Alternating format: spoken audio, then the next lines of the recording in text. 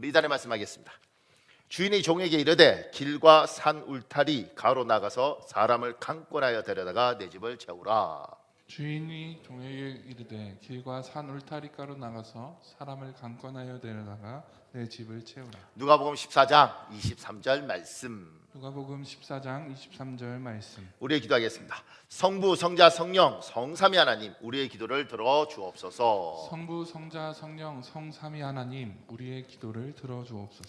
2023년 한국 교회가 억지로라도 사람들을 데려다가 교회를 채우는 한 해 되게 하옵소서. 2023년 한국 교회가 억지로라도 사람들을 데려다가 교회를 채우는 한 해가 되게 하옵소서. 2023년 창대 교회가 억지로라도 이웃 교회를 윤택하게 하는 교회 되게 하옵소서. 2023년 창대교회가 억지로라도 이웃교회를 윤택하게 하는 교회 되게 하옵소서. 2023년 예수 믿는 내가 억지로라도 이웃 돕기 좋아하는 내가 되게 하옵소서. 2023년 예수 믿는 내가 억지로라도 이웃 돕기 좋아하는 내가 되게 하옵소서. 예수님의 이름으로 기도드립니다. 예수님의 이름으로 기도드립니다. 하나님이 여러분의 기도에 응답하여 주실 믿습니다. 아멘. 아멘. 감사합니다. 이렇게 말씀을 시작했습니다. 오늘 성경 본문은 출애굽기와 마태복음 두 곳입니다. 출애굽기의 내용은 이렇습니다. 이스라엘 백성이 시내산 아래에 모여 있습니다. 200에서 300만 정도 됩니다. 그 중에 모세와 아론과 나답과 아뷰 그리고 장로 70명만 시내산 위로 올라와서 하나님을 경배하라는 것입니다. 나머지 백성은 산에 올라오지 말라는 것입니다. 하나님을 경배해도 산 아래에서 경배하는 것입니다. 산 위에서 경배하는 자와 산 아래에서 경배하는 자로 나뉩니다. 마태복음의 내용은 이렇습니다. 예수님의 12제자 중 베드로와 야고보와 요한 세 사람만 예수님은 변화산에 데려가십니다. 나머지 9명의 제자는 마을에 있습니다. 예수님을 따라간 세 사람만 변화산에서 놀라운 경험을 합니다.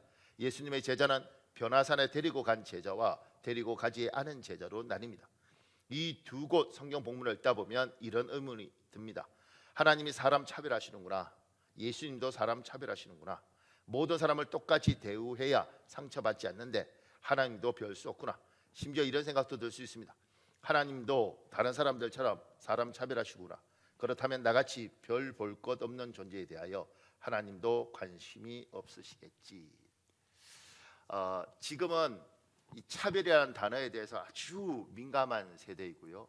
평등을 굉장히 중요시하는 세대입니다. 그러다 보니까 오늘 본문을 보면서도 드는 생각이 뭐냐면 하나님 사람 차별하네. 누구는 이렇게 올라와서 이렇게 하라 그러고 누구는 안 된다 그러고 뭐지? 그럼 하나님이 나를 대할 때도 내가 부족하고 못났는데 차별하시는 거 아닌가? 이런 생각이 우리한테 들 수가 있는 거죠. 누구는 하나님이 특별히 예뻐하시고 나 같은 건 별 볼 일 없이 대우하시나? 이런 질문들을 우리가 하죠. 특히 고난이 많이 있고 어려움이 있는 경우는 여기에 대해서 예수 믿는 사람들도 반응합니다. 이런 식으로 하나님이 정말 저 사랑하는 거 맞나요? 이렇게 사랑하긴 사랑하겠지만 저 사람을 더 사랑하시겠죠? 이렇게 이야기합니다. 오늘 이제 그 부분에 대한 이야기를 하려고 합니다. 그 밑에요.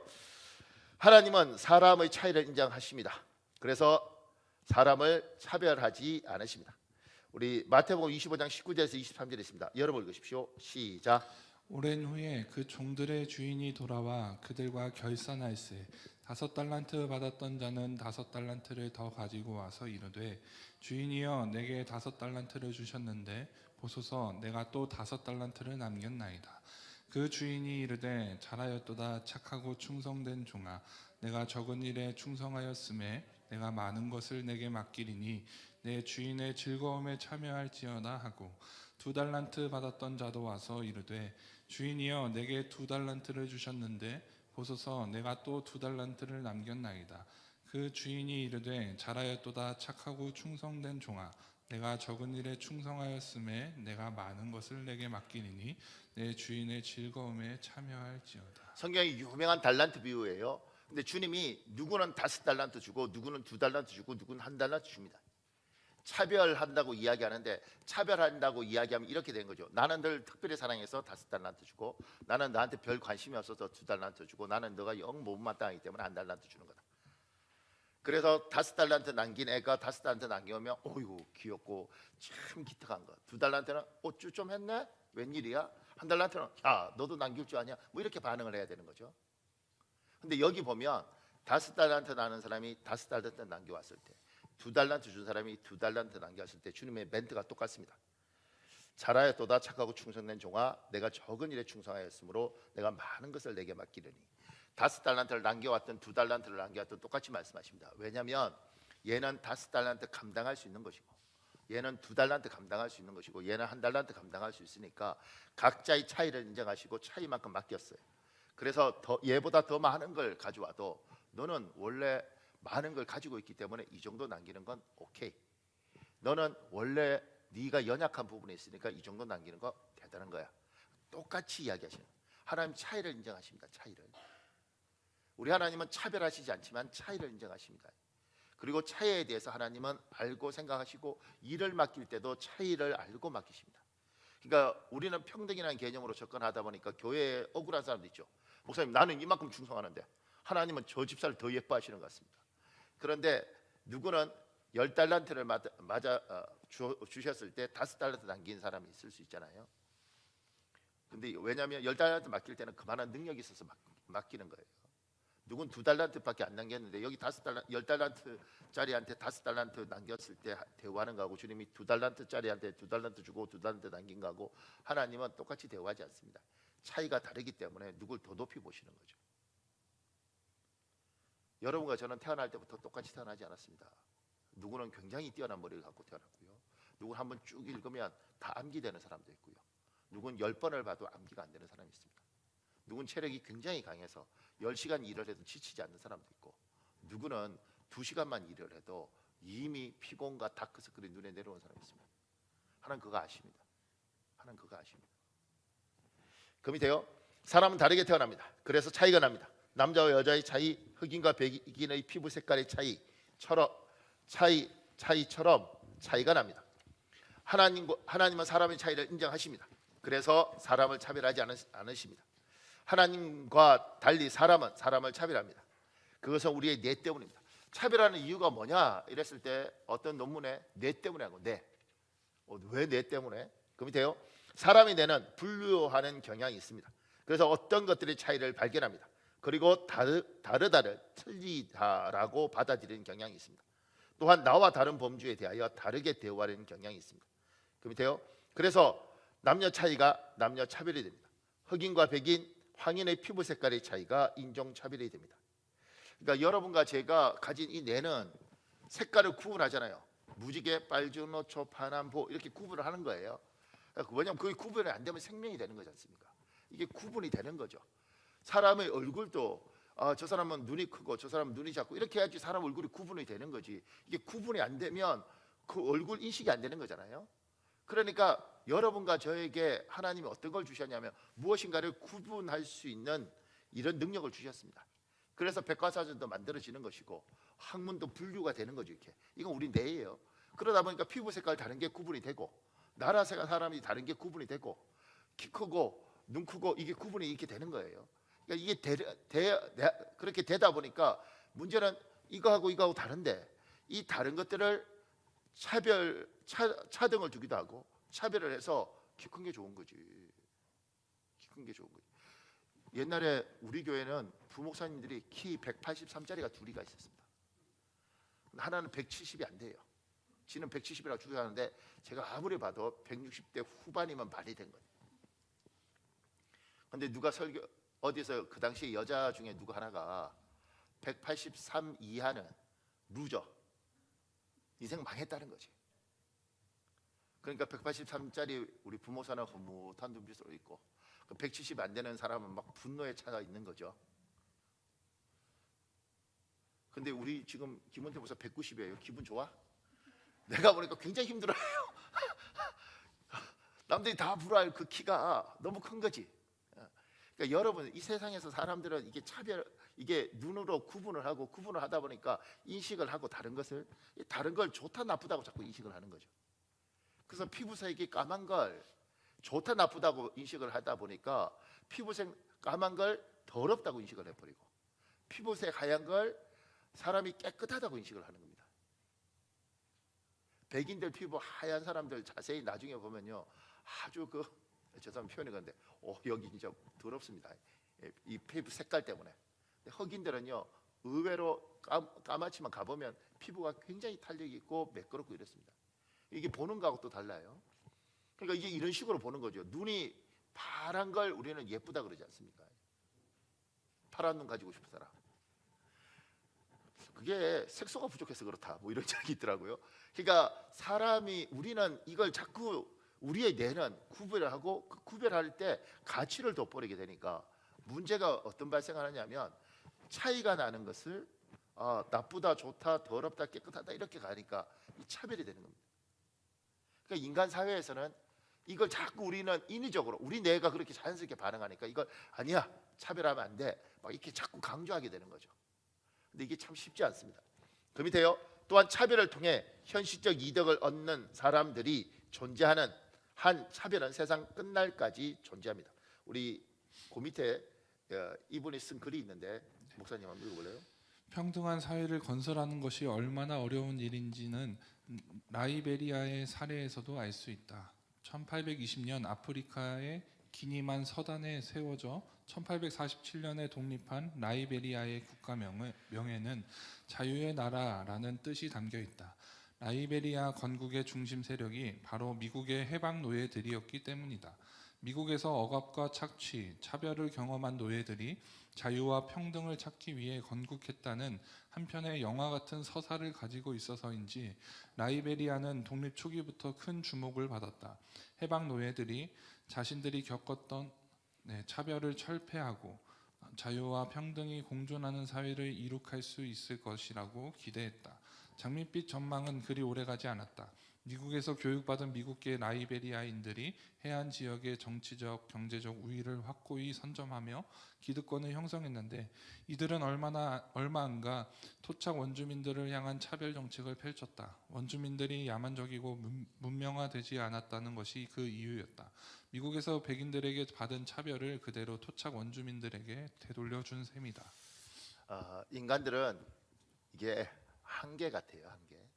사람들은 결국은 다른 것들을 극복하기가 참 어렵고 그래서 인종차별을 하든 남녀차별을 하든 또한 뭐 사람마다 등급 차별을 하든 그렇게 차별을 하는 것들이 인간 구조입니다. 그러다 보니 하나님이 우리에게 뭘 하셔도 이걸 하나님도 차별하시네? 이렇게 받아들이는 거죠. 근데 우리 하나님 차별하지 않습니다. 우리 하나님은 차이를 인정하시고 그리고 우리 하나님은 차별하시는 게 아니라 구별하십니다.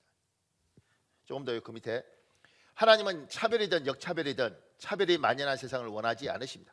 차이를 인정하는 세상을 원하십니다. 우리 레위기 19장 33절에 34절에 있습니다. 세 번요. 여러분 읽으십시오. 시작. 외국 사람이 나그네가 되어 너희의 땅에서 너희와 함께 살 때에 너희는 그를 억압해서는 안 된다.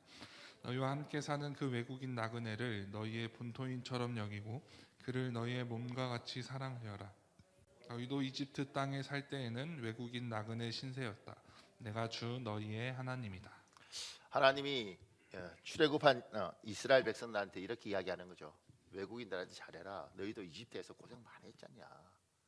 그러지 말아라.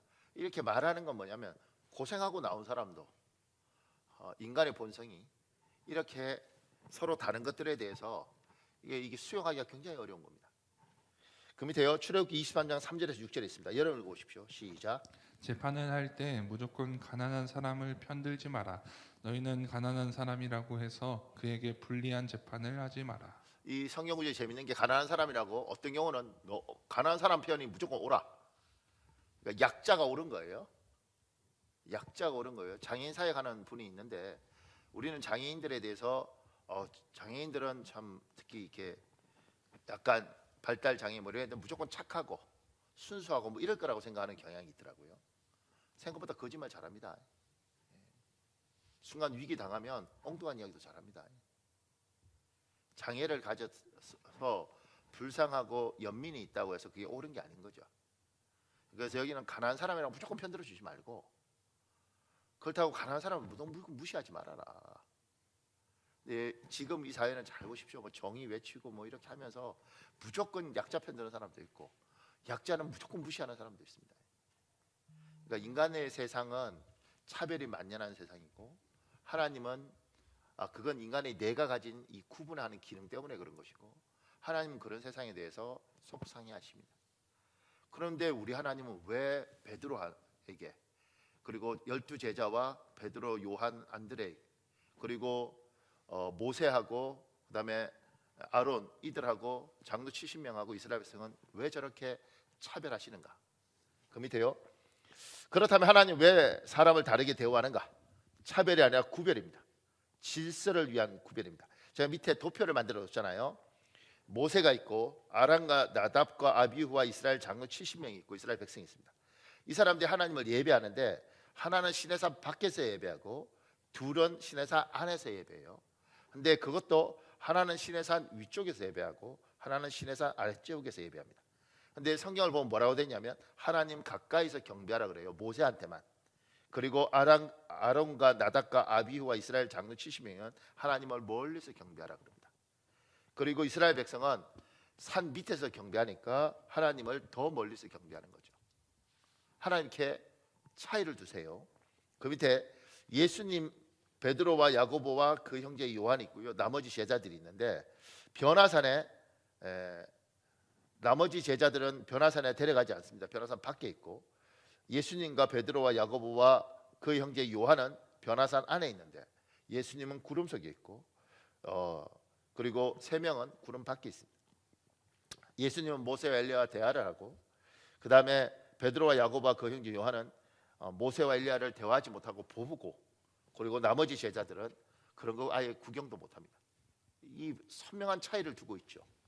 그 밑에요. 하나님은 왜 사람을 다르게 대우하는가? 차별이 아닙니다. 차이를 두시는 것입니다. 구별입니다. 질서를 세우시기 위하여 구별하는 것입니다. 구별하는 겁니다. 구별하는 것. 그 밑에요. 출애굽 당시에 이스라엘은 무질서했습니다. 출애굽기 24장은 무질서한 이스라엘 사회의 영적 질서를 세우시는 하나님을 볼 수 있습니다. 예수님의 12제자들은 무질서했습니다.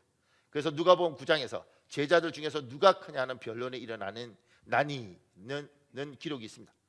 마태복음 17장은 무질서한 12명의 제자들 사회의 영적 질서를 세우시는 예수님을 볼 수 있습니다. 하나님은 질서를 세우십니다. 하나님 질서 쓰기를 원하십니다. 질서가 무너지면 무너진 겁니다. 그 밑에요. 하나님은 모든 일을 질서 속에서 하십니다. 질서가 힘을 발휘하기 때문입니다. 그 밑에요. 질서가 무너진 조직은 힘을 발휘할 수 없습니다. 예를 들면 일반인 100명과 훈련받은 군인 100명은 다릅니다. 일반인이나 군인이나 같은 사람입니다. 그러나 힘이 다른 것은 군인에겐 질서가 있기 때문입니다. 한국 사회에서 질서가 무너진 군대를 당나라 군대라고 부르며 조롱했던 시절이 있습니다. 김원태 목사님, 당나라 군대 이거 들어봤어요? 자기 때도 그런 말 썼어? 오, 그렇군요. 같은 세대네 우리. 옛날에 야, 너희가 당나라 군대냐? 뭐 이랬어요. 그게 뭐냐면 완전히 오합지졸들인 거죠. 군대는 질서가 있기 때문에 일반인 100명하고 군인 100명하고 다르고 군인들도 각 군복 입은 애들하고 훈련소를 출소한 애하고 달라요. 옛날에 제가 서울에 있을 때 우리 교회 안수 집사님 중에 육군 중령 뭐 이런 분이 계셨는데 이제 그분 전방에 그분 인사하러 갔다가 그분하고 다른 분하고 이제 거기서 훈련소에서 오는 애들 쫙 보는 거죠. 그러니까 애들이 뭐 한 200명인가 발 맞춰서 이렇게 오더라고요. 훈련소 들어가서 아직 훈련소를 안 나온 애들이죠. 근데 둘이가 뭐라고 하냐면 아이고 저거 100명하고 이 계급 짝대기 하나라 그러잖아요. 이등병 이거 하고 안 바꾸죠 이래요. 전 그때 그게 굉장히 신기했습니다. 이거 뭐 소위하고 안 바꾸는 것도 아니고 사관학교 졸업한 사람은 안 바꾸는 이거 뭐지? 이거 하나 겨우 이거 하나 하고 안 바꾼다 이렇게 이야기할 때 저는 굉장히 신기했습니다. 그게 군인들이 가진 생각입니다. 훈련 받은 애하고 훈련 안 받은 애하고 다르다. 그리고 훈련 받은 건 질산에서 통제되고 움직이고 일사불란하고 이 사람들이 무질서한 상태 그런 상태들을 우리는 저 상태에 대해서 하나님은 무질서라고 그러고 하나님 원하는 건 질서인 거죠. 우리 하나님은 어떤 조직들을 세워갈 때 질서를 가지고 세워가십니다. 그게 하나님이 일을 하는 방식입니다. 그래야 그 질서 속에서 힘이 나오는 겁니다. 군대가 당나라 군대 이런 이야기 하는 것들은 질서가 없고 그러면 힘이 없습니다. 이게 차이예요. 자, 그 밑에요. 하나님은 모든 일을 질서 속에서 하십니다. 질서가 기초이기 때문입니다. 그 밑에 기초가 부실한 건물은 큰 건물이 될 수 없습니다. 기초가 부실할수록 큰 건물이 되는 것이 위험한 일입니다. 불행한 일입니다. 삼품 백화점을 생각해 보십시오. 그 밑에요, 하나님이 세상을 만드실 때 6일이 아니라 하루 만에 만드실 수 있었습니다. 심지어 1시간 만에 만들 수도 있었습니다. 그러나 6일이나 걸려서 창조하셨습니다. 그 이유는 하나씩 하나씩 기초를 놓으시면서 세상을 지으셨기 때문입니다. 6일은 세상의 질서를 만들어가는 시간이었습니다. 하나님 그냥 뚝딱 만들면 되는데 나중에 창세기 공부할 때 첫째 날, 둘째 날, 셋째 날, 첫째 날, 그다음 넷째 날, 다섯째 날, 여섯째 날, 첫째 날하고 넷째 날 채우는 거, 둘째 날하고 셋째 날, 다섯째 날 채우는 거, 셋째 날하고 여섯째 날 채우는 거, 이렇게 질서를 다 맞춰서 창세기는 기록되어 있습니다. 하나님이 세상 만들 때 그냥 만들지 않았어요. 기분 좋으니까 한번 해볼까? 이런 게 아니라 다 생각하시고 고민하시고 기초를 다 해서 세운 거죠. 그 밑에요, 하나님은 이 세상에 두 가지 기관을 직접 세우셨습니다. 잊지 마십시오. 하나님이 일하는 방식은 질서입니다. 그래서 이 두 기관도 질서가 필요합니다. 하나는 가정입니다. 하나는 교회입니다. 오해하시면 안 됩니다. 질서이지 계급이 아닙니다. 그래서 가부장적 가장제도는 잘못된 것입니다. 아버지는 계급이 아닙니다. 교회에서 직분이 계급이 아닙니다. 그 밑에요, 계급의 힘은 윽박과 위협을 기초로 합니다. 그래서 계급은 완장을 차야 합니다. 계급장을 달아줍니다. 화려한 제복을 치장합니다. 그 밑에요, 질서는 자연스러움 속에서 나옵니다. 계급장이 없어도, 화려한 제복이 없어도 누가 이곳의 중심인지 보입니다. 이미 몸짓에서, 분위기에서 영적 어른을 알 수 있습니다. 그 밑에요, 가정과 교회는 계급이 아니라 질서가 필요합니다. 이것이 하나님의 뜻입니다. 하나님이 어떤 자기 기관들을 세울 때는 이 질서 속에 세우는데, 가정을 그렇게 세우고 교회를 그렇게 세우는 겁니다. 하나님은 두 가지 기관만 직접 세웠기 때문에. 왜냐하면 아담이 가정을 이루겠다고 한 적 없어요. 하나님이 억지로 아담의 갈비뼈를 빼서 하와를 만드셨습니다. 그래서 가정은 하나님이 만드신 거예요. 교회도 똑같습니다. 그리고 이걸 세울 때 하나님은 어떻게 세우느냐면, 가정이 잘 쓰려면, 우리나라 옛날은 가부장적인 거지 않습니까? 아버지가 소리 지르고 자식들 때리고 윽박 지르고 뭐 이렇게 해서 힘을 가진 딸 보고 시집 가고 싶고, 내가 원하는 데 시집 가라고 막 명령해버리고. 근데 하나님은 그런 계급같이 막 윽박하는 게 아니고 자연스럽게 질서를 잡더라고요. 저는 좋은 경험이 있는데, 목사님 4명이서 여행을 갔습니다. 일본 여행을 갔는데 이 4명이서 갔는데 제일 막내 목사가 일본을 몇 번 갔다 온 거죠. 거의 가이드 수준이에요. 그러니까 이 친구가 가더니만 렌트카를 딱 빌리더라고요. 그리고 국제면허증을 가서 운전은, 일본은 또 이렇게 운전석이 반대잖아요. 그래서 차를 렌트를 딱 하더라고요. 우리한테 회비를 달라고 그러더라고요. 회비를 우리한테 딱 걷어가더라고요. 그러더니만 이 친구가 차 가지고 돈 가지고 일본 지리 알고 이러니까 제일 막내인데, 우리가 얘가 여기서 밥 먹읍시다 그러면 내려서 밥 먹어야 되는 거예요. 걔가 오늘은 나가사키 우동입니다. 그러면 우동을 먹고 싶든 안 먹고 싶든 먹어야 되는 거고, 걔가 여기서 볶음밥 먹습니다. 그럼 먹어야 되는 거고. 왜냐면 우리 아무것도 몰라. 일본어도 모르고 자리도 모르고, 걔가 가자면 가자고 그러고, 걔가 쓰자면 쓰자 그러고, 걔가 운전 안 하고 좀 쉬어야 된다면 쉬어야 되는 거죠. 왜냐면 우리 운전을 못해. 제가 그때 그 자리에 앉아서 뭘 배웠냐면, 내가 리더야! 이렇게 한다고 리더가 되는 게 아니더라는 거죠. 우리 같이 갔던 사람 중에 한 분은 서울대 의대를 나오고 뭐 의사 하시고 이렇게 영어도 잘하시고 그래요. 그럼 뭐하냐고, 일본어 못하는데. 나이도 제일 많으시고. 근데 이 형님도 꼼짝없어. 그냥 얘가 쓰자고 쓰고 밥 먹으라 먹고, 오늘 여기 잔다고 하면 자야 돼. 제가 보니까 질서를 잡을 때 강요하는 게 아니고 그냥 자연스럽게 우리가 뭐 묻게 되고 의지하게 되고 이렇게 가더라고요. 계급적 찬다고 되는 게 아니더라고. 그러니까 하나님이 가정을 세우시고 교회를 세우실 때, 교회의 어른이 되고 싶으면, 영적 리더가 되고 싶으면, 그리고 교회가 건강한 교회가 되고 싶으면 제대로 된 질서를 억압하고 강요하는 게 아니라 돼야 되는 거죠. 가정도 똑같습니다. 자연스럽게 집안의 가장이 가장되어지고, 그리고 명령하고 요구하는 것이 아니라 자연스럽게 사람들이 당연히 저기 물어야지 이렇게.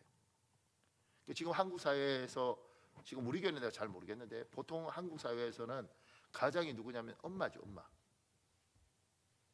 기분 나쁘실 수 있지만 엄마입니다. 그건 간단합니다.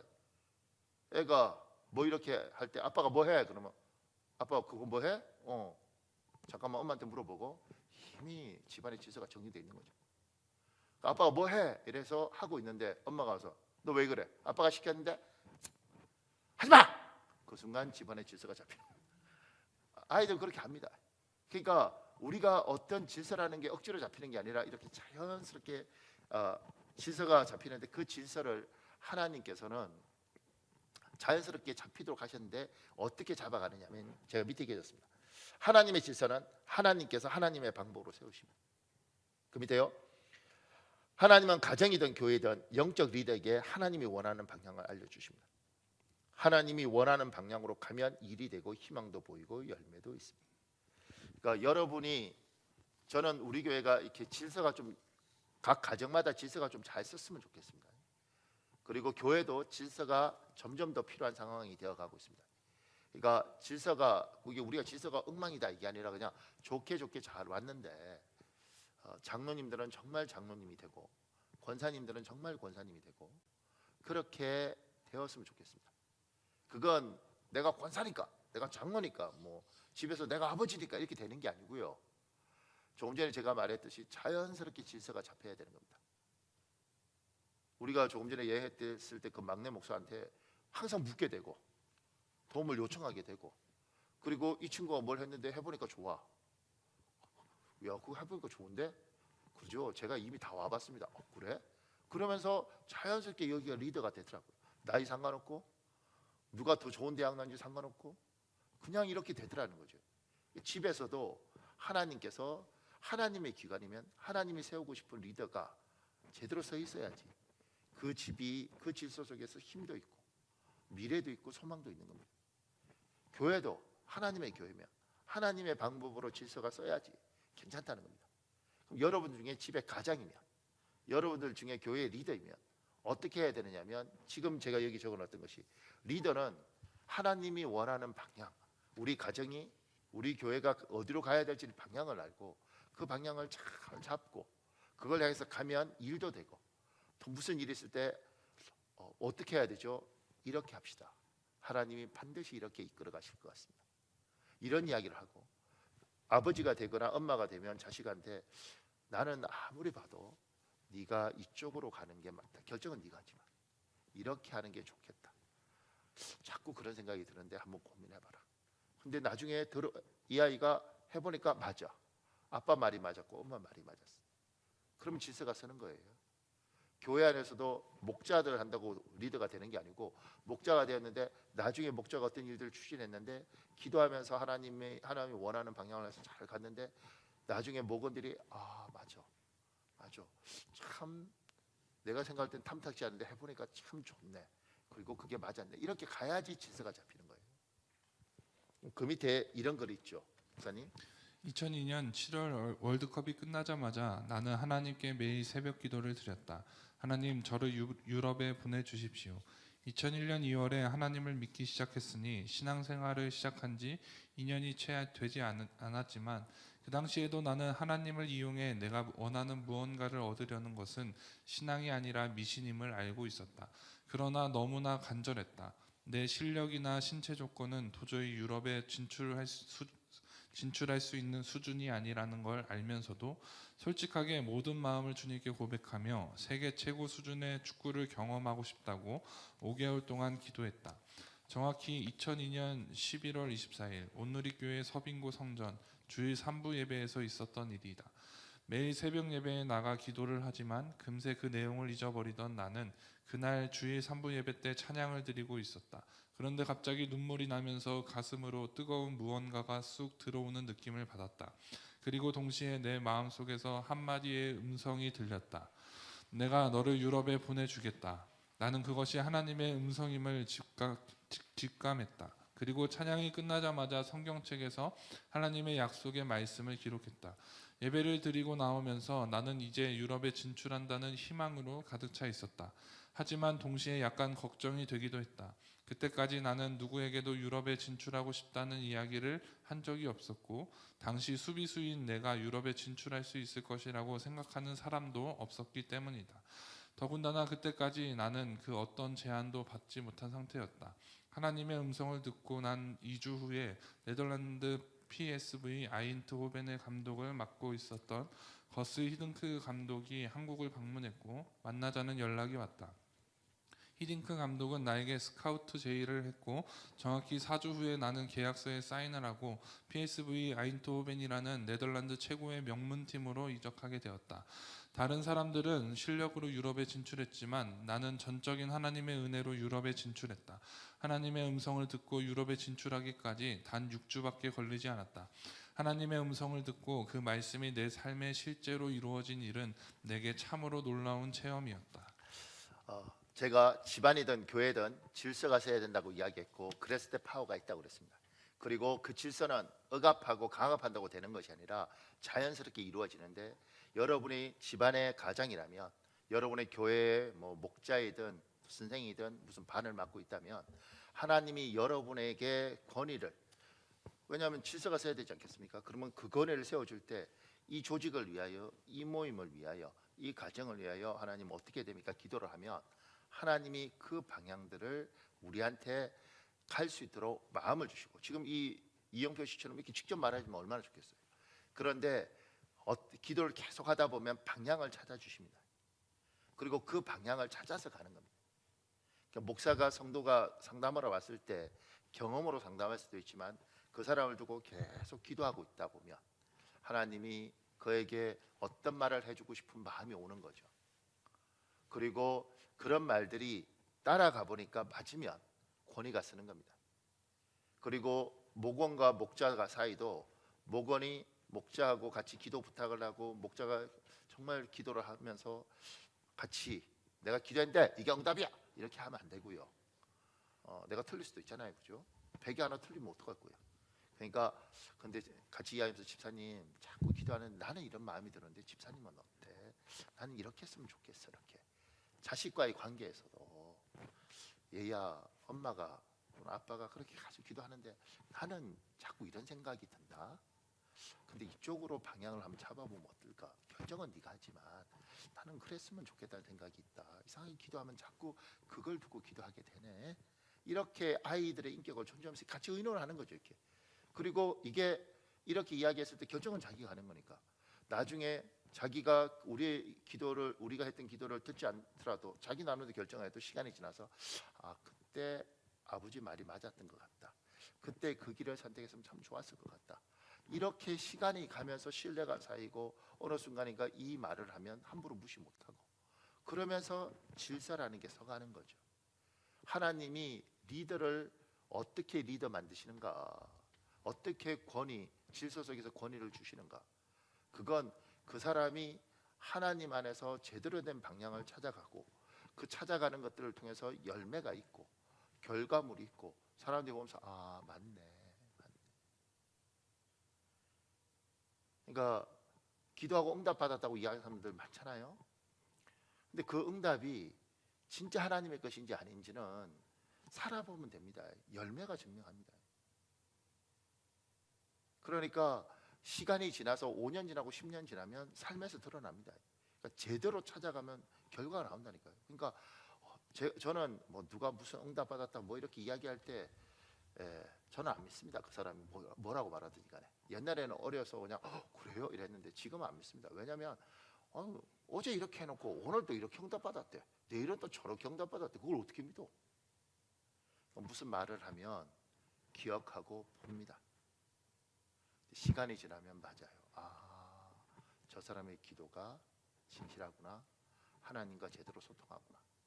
그래서 하나님 앞에 리더들은 자기 가정이면 자기 가정을 잘 이끌어가고, 교회 주일학교 선생님이면 자기 반을 잘 이끌어가고, 그다음에 교회 장로님들, 권사님들, 자기 목자들, 자기 팀을 잘 이끌어가면서 하나님이 여기에 권위를 주기 위해서 끊임없이 방향을 가르치고, 그걸 따라가면 열매가 있는 거죠. 스스로도 같이 있는 조직들도 참 잘했다, 맞다, 그렇게 가는 겁니다. 그러니까 이영표 씨는 이렇게 했지만 저 같은 경우 이제 저희 아내와의 관계에서 무슨 일 있을 때 여보 하나님이 이걸 원한다고 나는 우리 집사람하고는 이제 뭐 원한다고 생각해 이러지 않고 하나님 이걸 원하셔 이렇게 해야 돼. 근데 참 고마운 건 지금까지 그게 노한 적이 없어요.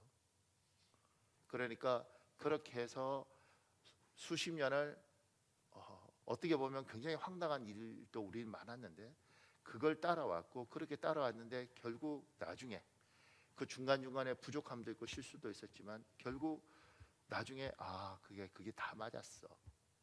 그리고 우리의 연약함 때문에 우리가 실수도 하고 연약한 부분도 많지만 방향이 발랐어. 그래서 지금도 뭐라고 이야기하면 그 부분에서 토달지 않습니다. 또 여기가 무슨 말하면 저는 한 번 더 생각해 보죠. 리더는 그렇게 세워지는 겁니다. 또 하나 그 밑에요. 가정이든 교회이든 내가 나를 낮추면 하나님이 높이십니다. 내가 나를 높이면 하나님이 낮추십니다. 우리 마태복음 23장 11절에 12절에 있습니다. 여러분 읽으십시오. 시작. 너희 중에 큰 자는 너희를 섬기는 자가 되어야 하리라. 누구든지 자기를 높이는 자는 낮아지고 누구든지 자기를 낮추는 자는 높아지리라. 그 밑에요. 자기를 낮추는 것과 자기를 비하하는 것은 다릅니다. 자기를 비하하지 마십시오. 당신 하나님의 자녀입니다. 하나님은 자기 자녀가 스스로 비하하는 것을 가슴 아파하십니다. 믿으십시오. 하나님이 때가 되면 자기 가정이든 교회이든 자기 사람을 높이십니다. 심지어 사회에서도 높여주십니다. 우리 베드로전서 5장 5절에서 6절 있습니다. 여러분 읽어보십시오. 시작. 젊은 자들아 이와 같이 장로들에게 순종하고 다 서로 겸손으로 허리를 동이라. 하나님은 교만한 자를 대적하시되 겸손한 자들에게는 은혜를 주시느니라. 그러므로 하나님의 능하시 손 아래에서 겸손하라. 때가 되면 너희를 높이시리라. 제가 이 땅은 처세술이 있더라고요. 처세술은 자기를 드러내고 자기를 높이고 다른 사람들한테 쓱 이 사람을 낮추면서 나를 드러내야지 자기가 높아진다고 그래요. 그게 이제 이 땅을 살아가는 기법인 거죠. 근데 하나님이 가정에서든 집에서든 교회에서든 하나님의 조직 안에 하나님의 주권이 있는 곳에서는 하나님 우리 보고 자기 비하면 안 돼요. 그런데 내가 나를 겸손히 낮추면 때가 돼서 하나님 필요하면 높여주시는 겁니다. 내가 날 높이면 부끄러움을 당하는데 내가 낮추면 높여주십니다.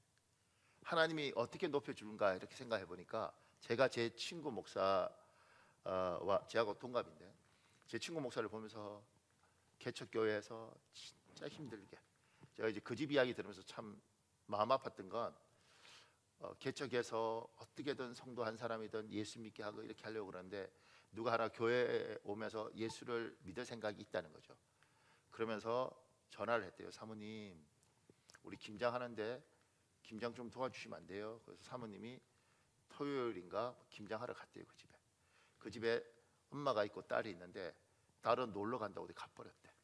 그래서 이 사모님하고 이분하고 김장을 하다가 이분이 급한 일이 있어서 저 가야겠네요 가버리더래. 그래서 이 사모님이 저녁 늦게까지 김장 100포기를 혼자 그 집에서 한 거예요. 그리고 집에 돌아오는데 이 목사님 입장에서는 이제 그 사정을 모르고 집에 왔는데 애가 셋인데 애들이 다 밥 굶고 있는 거죠. 이 여자가 어디 가서 애들 밥도 안 차려주나. 목사님 화가 많이 났는데 사모님 와서 뭐라 그랬는데 나중에 사모님이 혼자 김장 100포기하고 왔다는 거죠. 제가 그 이야기를 내하고 같은 동갑인데 그 이야기를 들으면서 마음이 참 그러더라고요. 근데 어느 날 이 집하고 우리 집하고 어디 그러니까 저희 부부하고 이 집에 셋하고 뭐 어떻게 어디 바닷가인가 어디 가게 됐어요. 제가 이 아이 셋을 제가 딱 불러서 얘들 제가 그 목사님하고 사모님하고 잠깐 가 있으라고 제가 이 아이 셋을 불러다가 내가 네 아빠 친구인데 네 아빠가 너희들한테 참 미안하게 생각하더라. 막 이렇게 못 해준 것에 대해서. 근데 너희가 알아서면 좋을 게 같은 친구지만 나는 네 아빠 존경한다. 그리고 네 아빠가 참 훌륭하다고 생각. 그러니까 얘들아 내가 네 아빠 참 존경하는데 네 아빠한테 어떻게 해줄까 이렇게 생각하다가 내가 네 아빠한테는 해줄 게 아니고 너희들이 그 좋은 아빠 밑에서 태어났으니까 내가 너희들한테 용돈을 줄게. 그리고 10만 원, 5만 원, 5만 원 이렇게 해서 한 20만 원을 줬어요. 하나님 이렇게 하더라고. 내가 놀란 건 내가 이렇게 하면 지도 내한테 해야 될 거 아니야. 지는 안 해. 근데 제가 이렇게 하면서 어떤 생각이 드냐면 하나님이 내가 착해서 그랬겠어요. 근데 내가 그거 하면서 스스로 내가 왜 이렇게 했을까? 힘들고 어렵지만 나름대로 하나님 앞에 최선을 다한 사람을 하나님 누군가를 통해서 그 자식들에게 늘 미안해하더라고요. 학원 한번 못 보내보고 하나님이 이렇게 높여주는 거죠. 이렇게. 이번에 그 집 아들이 대학원을 갔는데 큰 아들이 근데 어떤 분이 이 이야기를 듣고 거기는 외국 사람만 등록금을 이렇게 대주는 장학재단이에요. 근데 이제 서류 갖고 와서 목사님한테 쏘라. 내가 당신을 알고 당신의 삶을 안다. 쏘라. 그리고 내한테 연락 왔어요. 추천인은 목사님으로 해라. 그래서 내가 추천하고. 그래서 대학원 등록금을 그 장학재단에서 전달해 주는 거예요. 그 아이한테 네 아빠 참 훌륭한 사람. 그러니까 이런 거 들으면 여러분 이런 거 말고 교회에서도 그잖아. 네가 김고사 딸이야? 너 많이 힘들었겠다. 이렇게 하지 말라고. 이렇게 네가 박 집사님 아들이야? 너도 성질 더럽니? 이렇게 하지 말라고. 그러니까 교회 안에서 우리가 우리를 서로 세우는 것들이 네가 집사님 아들이야? 그래, 네 엄마 참 열심히 기도하더라. 너 잘 될 거다. 그 말을 왜 못하냐고. 그렇지 않겠어요? 그 말 한마디를 내가 여기 나한테 해주고 저기가 내한테 해주고 그러면서 우리 모두가 서로를 높일 수 있는 것 다 사는 거지. 보통 이러면 아멘을 해. 놀래서 그냥 둥그렇게 보는 게 아니고. 마지막으로 그 밑에요. 하나님을 깊이 사랑하십시오. 세월이 갈수록 더욱 하나님을 사랑하십시오. 그 밑에요. 하나님을 사랑하는 사람들 사이에서 눈에 보이지 않는 질서가 있습니다. 그것을 나보다 하나님을 더 사랑하는 사람을 사랑하고 흠모하고 높입니다. 그리고 따릅니다. 그 밑에 찬송가 543장 어려운 일 당할 때의 가사는 하나님이 세우는 영적 리더의 가슴에 더욱 와닿는 찬송입니다. 하나님은 놀라운 법칙이 있었어요. 하나님을 깊이 사랑하는 것, 기도 많이 하는 거 말고 성경 공부 열심히 하는 거 말고 하나님을 깊이 사랑하는 사람은 같은 하나님을 사랑하는 사람이 보면서 저 사람을 높이게 돼 있습니다. 저 집사님 진짜 하나님 사랑해. 하나님 사랑해. 높이게 돼 있습니다.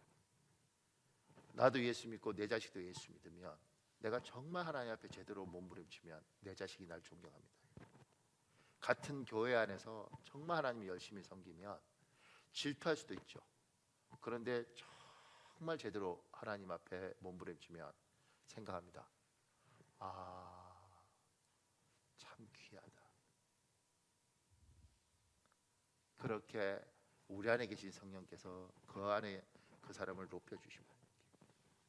그러니까 하나님을 깊이. 제가 이 찬송 왜 갔다고 하느냐면 찬송가 543장이 어려운 일 당할 때예요.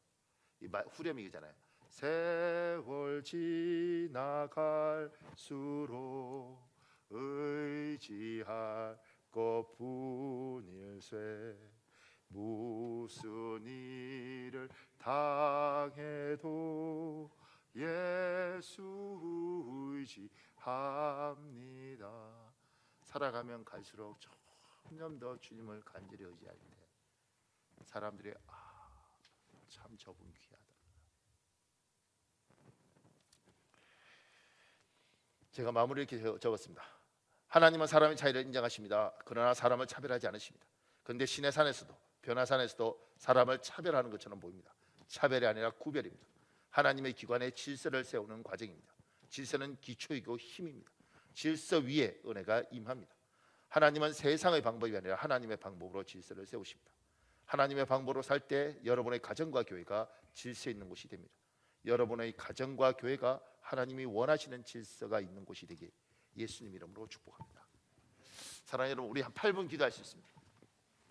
이 시간에 하나님, 질서가 힘인데 우리 가정이, 우리 교회가 질서가 있게 하여 주옵소서. 또 그 가정의 리더이고 교회의 어른이라면 하나님, 내가 날 높이지 않겠습니다. 낮아지겠습니다. 하나님이 날 높여주십시오. 하나님, 내가 리더로서 우리의 방향을 하나님 앞에 직접 잘 받아서 잘 따라가게 해주십시오. 또 하나, 하나님, 세월 지나갈수록 내 주 예수를 더욱 의지하겠습니다. 도와주십시오. 주여, 한번 간절히 부르고 기도하겠습니다. 주여, 아버지 도와주십시오. 아버지 하나님, 여호와여 도와주십시오.